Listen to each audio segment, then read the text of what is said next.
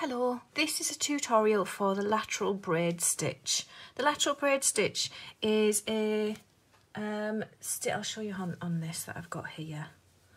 It is a stitch that goes along sideways, so it looks like you've knitted this way,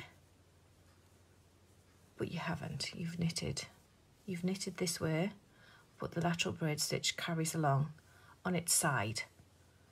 And it's really, really pretty to use as edging and things like that. And this is how it's done. It's actually quite simple. So, because I'm working flat, I'm gonna knit an edge stitch. And then we need to make one here. The lateral braid stitch has to have an extra stitch, and then at the end, you need to get rid of that extra stitch. So that's what I'm gonna show you today. So we need to make one. So we're gonna make one right.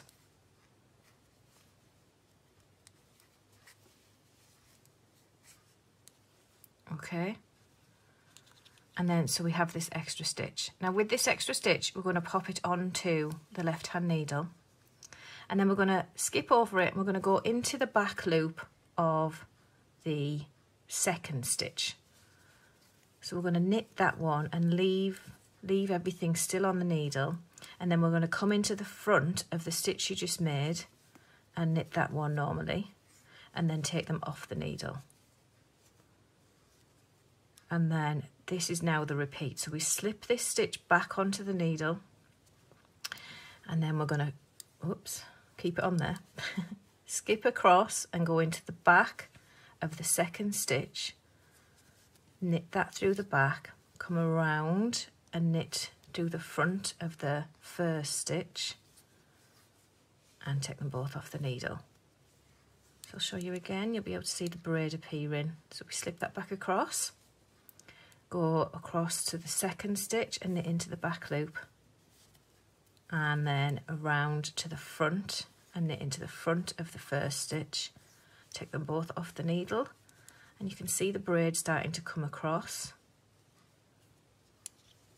So we'll do that again, slip the stitch back, go into the back loop of the second and into the front of the first, take them both off.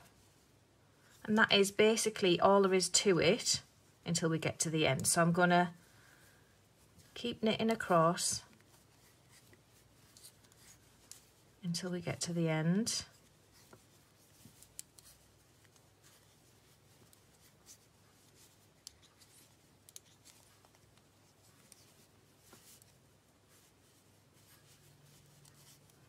Okay, so when we get to the end, we've got the 2 stitches left over. Again, we slip that stitch back, and then we just knit into the back loop of both of them together so that we're reducing that stitch back down. And there we go. That is your lateral braid stitch. Simple and really, really pretty. Now, the thing with the lateral braid stitch, it does elongate the round after. So I'm just going to knit across, and then you can see that.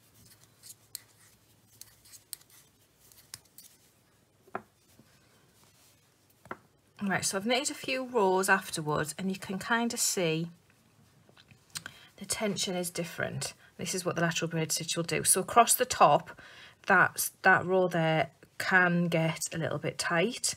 Mine isn't too bad with the chunky yarn, but it can tighten it quite a lot. And then the one underneath, as you can see, is elongated. They get a bit longer than the rest of them, if you can see afterwards. The tension on this one is a lot different. That can happen. It can block out. It might not block out. In the design that I've used it for, I know this is going to happen, so I intend that to be part of the design. But obviously if you're using it, just be aware that it will do that. On some yarns it does it a lot worse than others, so yeah, you will get an elongated row afterwards. I'll go back to this little green one that I showed you, and it's nowhere near as prominent because that's chunky yarn. It's like gappy, but you can still see that those stitches are longer than the ones that follow, so that is part of the charm of lateral braid stitch, I think, that it makes that longer row. So there you go. That is lateral braid stitch. Thank you so much for watching.